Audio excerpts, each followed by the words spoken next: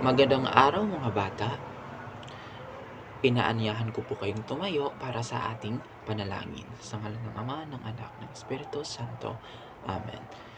Magandang araw ulit mga bata. Maaari na kayong umupo. Meron bang liban sa klase natin ngayon? Mahusay dahil walang liban sa klase natin ngayon. Mga bata, para masaya at maayos ang ating pag-aaral sa silid-aralan ay may ilang mga patakaran tayong dapat sundin. Unang patakaran ay makinig ng mabuti. Makinig ng mabuti sa guro na nagtuturo para sa mas maunawaan natin ang mga aralin. Itaas ang kamay kung may tanong ka, itaas ang iyong kanang kamay at hintayin ang pagkakataon para makapagsalita. Ang atang pangatlo naman ay umupo ng maayos at panatiliing tahimik ang silid-aralan para mas makapag-focus tayo sa ating pag-aaral. At ang pang-apat naman ay alagaan ang silid-aralan. Panatiliing malinis, maayos ang mga gamit sa ating silid-aralan.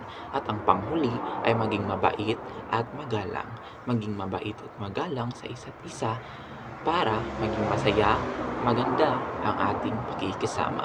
Naintindihan nyo ba ang mga aling tuntunin at ang mga patakaran na dapat nating sundin sa klaseng ito, mga bata? Mabuti naman at naintindihan nyo. Ngayon ay magsisimula na tayo sa ating aralin. Lahat, maitatanong muna ako sa iyo. Mga bata, natatandaan nyo pa ba ang araling tinalakay natin noong nakaraang araw? Tama, mahusay, mga bata, dahil naalala nyo pa ang mga aralin na tinalakay natin noong nakaraang araw. Ngayon, bago natin talakayin ang ating talakayin, tayo ay magkakaroon muna ng isang gawain. Handa na ba kayong gawin ang ating gawain, mga bata? Ngayon ay maipapakita akong mga larawan sa inyo, mga bata. Ang iyong gagawin ay tukuyin ang mga katangian batay lamang sa ipinakitang larawan. Tignan natin ang larawang ito. Ano ang katangian ng nakikita nyo sa taong ito? Ano ang nararamdaman ninyo nang makita ninyo ang larawang ito? Ano sa tingin nyo ang ginawa niya? Ibahagi ang iyong mga obserbasyon sa nakitang larawan. Magaling mga bata dahil nabahagi mo ang iyong obserbasyon tungkol sa mga larawan na iyong nakita. Ay dahil napag-usapan na natin ang mga katangian ng mga bayani, handa na ba kayong matuto ng higit pa tungkol sa kanilang mga buhay at kwento? Ayos mga bata! Dahil handa na kayo, alam nyo ba kung ano ang ating aralin ngayon? Ano ang paksa na ating aaralin ngayon? Okay, ang paksa na ating aaralin ngayon ay tungkol sa bayani ng ating bansa. Unang bayani na ngayon ay kilalanin na si Jose Rizal. Bayaning ito. Alam nyo ba kung sino si Jose Rizal? So, si Jose Rizal ay isang matalinong doktor. So, doktor si Jose Rizal. At siya ay isang manunulat. So, marami siyang mga naisulat katulad ng No Limitang Hire at El Filibusterismo na nagkikwento ito sa mga hirap ng mga Pilipino sa ilalim ng pananakop ng mga Espanyol. So tayo ay nasakop sa mga Espanyol. So dito sa nobelang ito ay na kwento dito kung ano ang paghihirap, ano ang mga karanasan ng mga Pilipino sa pagsakop ng Espanyol. Dahil sa kanyang mga sulatin ay naging bayani siya ng mga Pilipino at naging isa siyang inspirasyon sa paglaban sa mga Espanyol. Talagang napakagaling ni Jose Rizal kaya siya ay naging isang bayani. Alam nyo ba na siya ang ating national hero? Siya ang ating bayaning pangbansa. Kaya dapat ay maging proud tayo sa kanya dahil sa kanyang kagalingan. Punta naman tayo sa pangalawang bayani. So, ang pangalawang bayani ay si Andres Bonifacio. So, si Andres Bonifacio ay nagtatag ng katipunan. So, siya ang nagtatag ng kalipunan. Isang lihim na samahan na naglalayong palayain ang Pilipinas sa mga Espanyol, sa mga mananakop. So, si Andres Bonifacio, siya ang siya ang nagtatag ng katipunan upang lumaban sa mga Espanyol para maging malaya tayo sa pananakop nila, pananakop ng mga dayuhan. Siya ay isang matapang na leader na nag-udyok sa mga Pilipino na lumaban sa kanilang mga kalayaan para tayo ay lumaya. So lumaban si Andres Bonifacio para tayo ay lumaya laban sa mga pananakop or laban sa mga pananakop sa ating bansa. At ang pangatlo naman ay si Emilio Aguinaldo. So si Emilio Aguinaldo, siya ang unang pangulo ng Pilipinas nang makamit natin ang kalayaan laban sa pananakop sa mga Espanyol.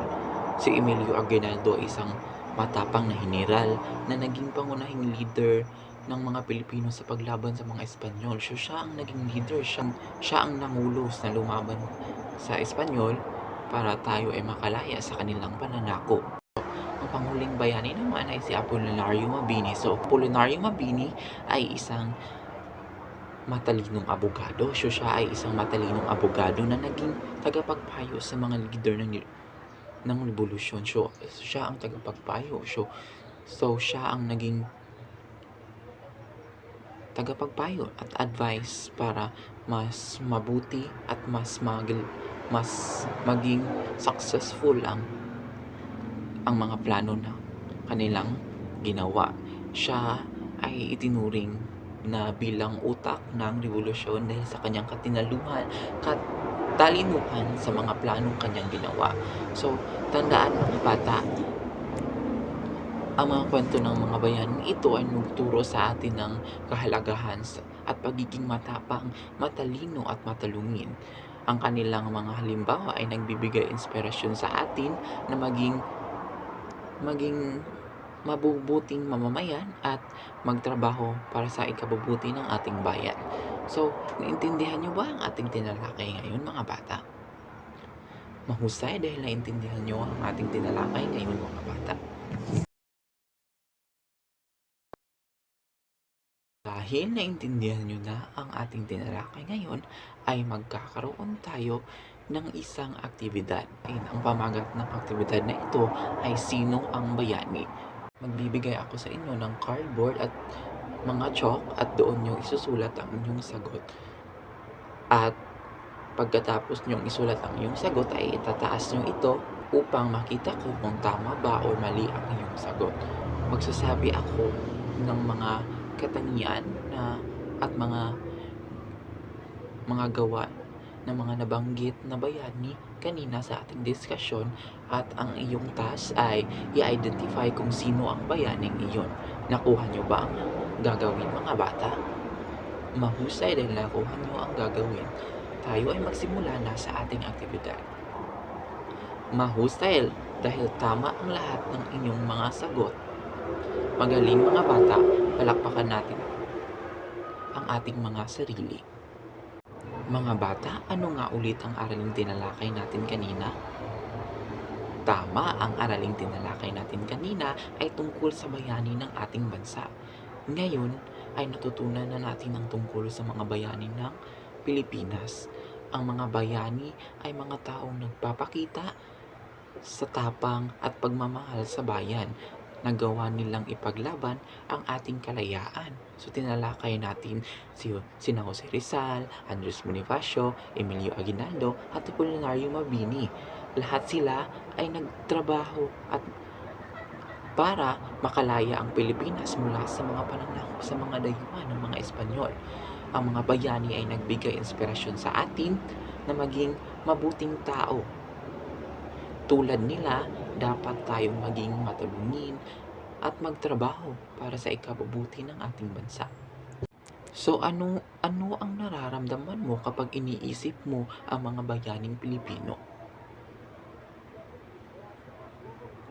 Alright, mahusay. At bakit naman mahalaga na tandaan natin ang mga bayaning ito? Mahusay. Paano maipapakita ang iyong pagpahalaga sa mga bayani? Ano ang magawa ano ang magagawa mo upang maging isang mabuting mamamayan tulad ng mga bayani? Ano ang magiging mensahe mo sa mga bayani kung makakausap mo sila? Napakaganda ng iyong mga sagot, mga bata. Dahil diyan ay dahil alam ko naman na naintindihan niyo na ang mga diskusyon at mga talakayin na ating tinalakay kanina, tataya ay ito ang panuto sa ating tataya. Basahin at sagutin ang sumusunod na tanong at piliin ang tamang sagot mula sa pagpipilian. Nakuha niyo ba ang panuto, mga bata? Sasagutan niyo lang ito ng 10 minuto. Bago natin tapusin sa harapan, mga bata, ating klase ay magkakaroon tayo ng isang activity, takdang aralin. Ang panuto sa takdang aralin ay pumili ng isang bayani Pilipino na hindi natin tinalakay sa klase. Maaari kang magtanong sa iyong mga magulang, guro o mag-research sa internet. At magsaliksik tungkol sa napili mong bayani. Alamin ang mga sumusunod na ito: ang pangalan ng bayani, ang kanyang nagawa para sa Pilipinas, ang katangian na naglalarawan sa kanya, ang dahilan kung bakit siya itinuring ng mga bayani. Nakuha niyo ba ang takdang aralin, mga bata? Mahusay dahil nakuha niyo ang takdang aralin. Ngayon ay tapos na ang ating klase. Paalam na, mga bata.